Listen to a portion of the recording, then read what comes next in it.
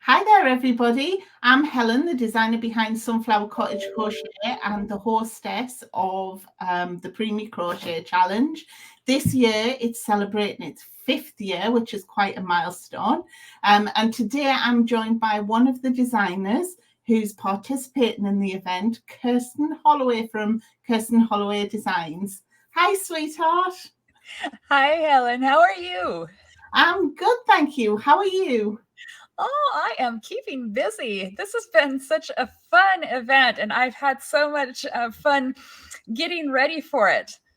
Yes, your design is absolutely gorgeous. Well, I can't wait to show it off here in just a few. Excellent. We'll get to that in just a moment. But before we do, would you like to explain to everybody why you chose to participate in the Preemie Crochet Challenge this year? Sure.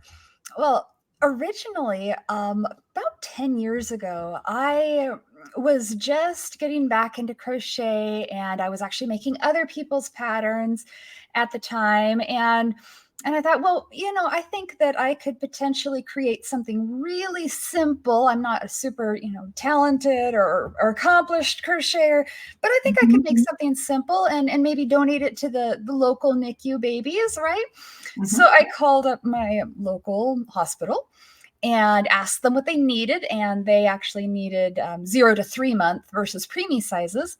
And so I started the very first designs that I came up with were just these really basic hat patterns for my local NICU. But when I went to drop them off, oh, the nurses were so happy, and I was very touched. I mean, didn't expect that kind of very sweet response from them. So I've been wanting to participate in this challenge for a while now, but one thing or another has seemed to come up.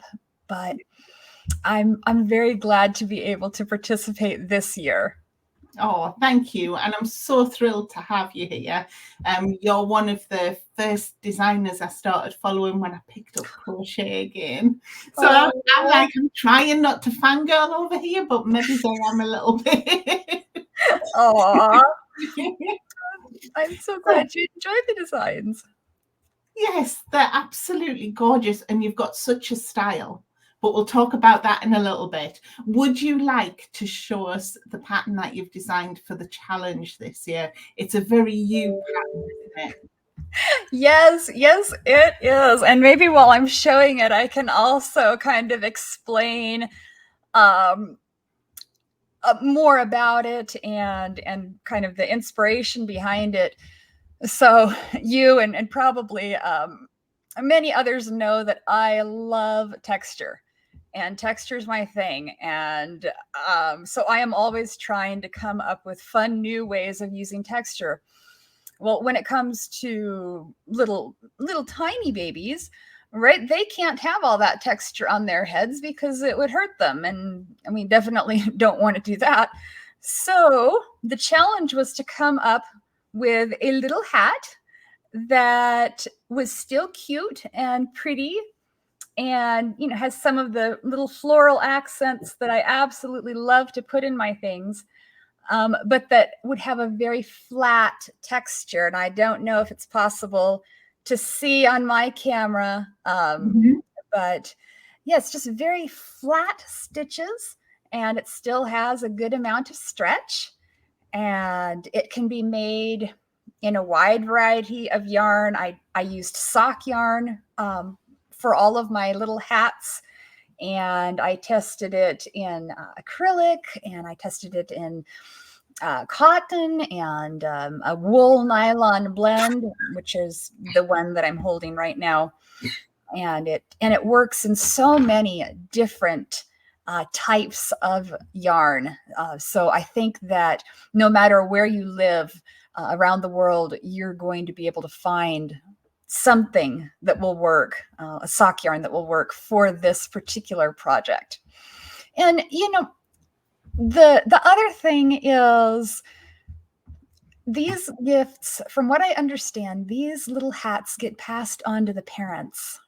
And so I wanted to create something that would, not only be functional while the baby's in the hospital, but also once they get home and the parents can put it in a baby book. So it would be a little heirloom, a keepsake. Yes. And your little hat definitely looks like an heirloom. Well, oh, something's caught me throat. Oh, no. Never mind. For this particular hat, I guess I should talk a little bit about the skill level required. So, because it is fairly flat, there are going to be lots of parts where you're going to be working into the back loop, or the back bar, I guess it's called, of a single crochet, and also the back loop of the single crochet. And it creates this very fine kind of ridged and braided texture that you see there.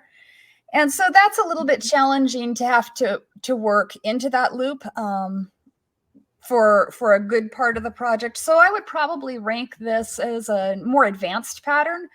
But the ideas are fairly simple. I try to keep my patterns relatively simple because, yeah, my brain doesn't do real complex for real long. So it hopefully will make sense. And I also use, and I don't know if it's possible to see real well, I use spike stitches to kind of create some lines running up and down alongside of the, what are these? The 3DC clusters, kind of right there in the middle. And maybe it won't show up here, but in the pictures on my site, and in the pictures that are in some of the other banners that you're seeing going around, it should show up a bit more. Okay, because I think the thing with your designs is they look really elegant and really pretty and feminine. But actually, when you sit down to work them, they're not as intimidating as you might think they would be. Yes. And that's what I really try to do, because, we don't all have a lot of time to sit down and create maybe a real complex project. But just in the stitches that you use and the way that you use them, they can be very, very elegant and delicate and attractive. So just work it one stitch at a time and you'll get through it. Yes. And if anybody has any questions, they're definitely welcome to reach out, and I will do my best to support you. Oh, bless your heart. Thank you, sweetheart. Okay, so we've kind of mentioned a little bit about your designs and your business. Would you like to explain to everybody kind of what your niche is and what you do? Sure. So primarily I focus on very feminine, elegant designs, and I use a lot of floral elements in my patterns. I love beauty, and I believe beauty is very comforting to a lot of women. And so, if I can create something that will be, a fun craft pattern, a fun way to spend an afternoon, and then, at the end, not only have you had fun just doing the act of crocheting, but then you also have something very beautiful and pretty to show for it. Right? I think that's very rewarding, and that's kind of my goal with my designs. I love. Oh, I'm sorry. I was going to say, I find that with your designs, you can sit down and whether you just make them for making them or whether you're making them to wear them, they just lift you up and they make you feel so special when you're wearing them, or when you see somebody else wearing them and you're like, okay, I made that. Isn't it gorgeous? It might not be my style, but that's absolutely stunning. And I did that. Yes, yes. Oh, and this is the thing with crochet is, just trying to continue to improve the craft and create things that will get new generations of crocheters, to kind of come over this way. There's a lot of people that go, oh, well, crochet is great for some things, but, knitting is really where it's at. And I think that with my stuff, that's where I've tried to do is kind of bring out how crochet can also be a very stunning and beautiful and delicate, and more people should give it a try. But you also have some easier level patterns as well, don't you? One of the first patterns that I ever made from you was the Primrose and Proper short version scarf, which was just really elegant and really beautiful. And I don't even know how many years ago that one was released, but I made it around the time it was released because it was everywhere. And the other one that I really like from you, which is a completely different style and I think different to you, but when you see the pictures, it looks really, really stunning, is the Art and Soul scarf. Yes. Oh my. Okay, so let me share a little bit about those if I can, really fast. So the Primrose and Proper design was actually one of the very first designs that I came up with when I was first starting to design patterns.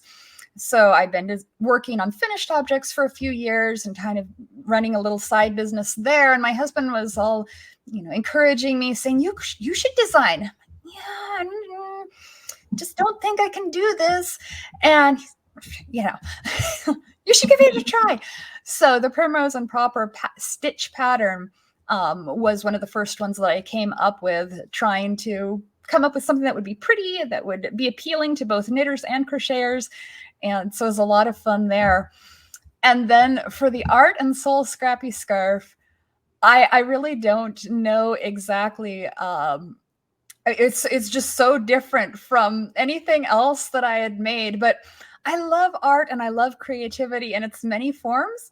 And so I thought, hey, why not try to weave with crochet and then see where it goes? And so it's very Warhol looking, isn't it? It is. Yeah, I love it. And I've loved seeing the different pieces that others have made over the years, because it can look very, very, casual and artsy, and yet if done with the right kinds of yarn and flowers and all that, I've seen them like just absolutely stunning, almost wedding quality. So it's a very neat, versatile pattern. It is. It's awesome. Okay, so do you have a particular design process? So what inspires you? Do you come up with the inspiration and then sit and make it, or does the wool inspire you, or how do you work? Well, I'm very much someone who just plays around with things. Some people will have an idea in mind and they'll swatch and they'll draw and they'll come up with it. And I have done that a little bit before, but primarily what I'll do is I'll sit down and I'll just start stitching, and I'll see how the stitches lay and kind of go from there. And this hat in particular is one that I had so much fun coming up with. Just tons and tons of different stitches. And then later I added the color, and as you can see, I still have ends to weave in. But the colors really, really brought this hat to life. And it was another one of these patterns where I tried to make it more covered, and not quite so open and lacy, because it was designed originally as a chemo cap. And yeah, just something that I hadn't done before, but so fun. And I got a really positive response to that. Yes, it's stunning. See, I'm looking at that thinking, Cal. You should do Cal with that one. I want to join in. Yeah, just playing around with stitches and textures is basically it. And I do a lot of frogging, and I am not the fastest crocheter, and I think that's one of my Oh, I don't know. It's one of the challenges that I have. I would love to be able to go faster, but this process, yeah, it's a little more involved, a little more drawn out. But I love how things turn out. And one thing that I've noticed in this is the more that I'll play with different stitch combinations and textures, the more ideas I will get for other projects. And let me show you really fast. I don't know if it will show up, this white yarn. So I'm trying to come up with other designs for this baby hat pattern. And this was one that didn't end up going anywhere yet, but I will use it for a different design. And yeah, this one is another one that has some elements, but then it's also going to be used probably in a different design. So I'll work on one project and I'll come up with 3 or 4 more at the same time. Oh, It's a bless lot of you. fun. So is that chemo cap released? The chemo cap, yes, this one And is what out is it there. called? It is called the Verdant Spring Beanie, and you can find it on my page, on my website. Mhm. It can either be made with a solid color, or if you have a little bit more time, then adding those colors in can be very special. Okay, and what sizes does that one come in? This one only comes in adult size, and it is a little bit, this particular one is a little bit bigger. I probably should have used a slightly tighter tension on it, but yeah, it's the colors. I relaxed a little bit, but yes, it should fit most adults, and just mind your tension. That's what I would say. Excellent. So was that your favorite design, or do you have a different favorite design? Oh, it's hard for me to pick a favorite, but I think for right now, this is my current favorite. Yes, it's stunning, absolutely stunning. Oh, okay. And if somebody's watching this interview and they want to know more about you, where can they go to find out more about you or check out your patterns other than your website? Well, I am on Facebook at Kirsten Holloway Designs, and I am also on Instagram, also at Kirsten Holloway Designs. So you can go there. I'm not really active on Instagram. Occasionally I post, and I hope to get a little bit better, but primarily I am on Facebook. Yes, me too. Instagram can be a little bit intimidating, can't it? Sometimes. Lovely. Well, it's been absolutely fabulous getting to know you, sweetheart. Thank you very much for giving me some of your time. And I'm super thrilled that I got to talk to you. Hopefully you'll join us for future Preemie Crochet challenges. Yeah.